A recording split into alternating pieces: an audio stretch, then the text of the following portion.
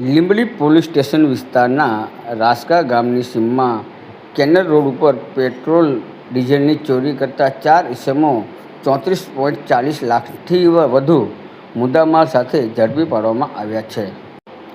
Rajkot range IG નિલીપ રાય તથા સુરેન્દ્રનગર જિલ્લા police અધિક્ષક પ્રેમસુખ ડેલુની સૂચના અને લીંબડી ડીવાયએસપીના વીએમ રબારીના માર્ગદર્શન હેઠળ લીંબડી પોલીસ ઇન્સ્પેક્ટર જીબી પરમારની ટીમ કાર્યવાહી કરી હતી.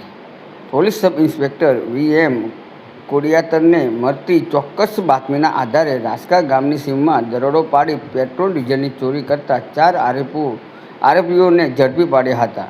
ત્યારે petrol 14,000 litre, diesel 10,000 litre, petrol tanker, CNG rickshaw, છકડો રિક્ષા, મોટરસાઇકલ અને 4 મોબાઈલ સહિતના મુદ્દામાલ કબજે કર્યો હતો.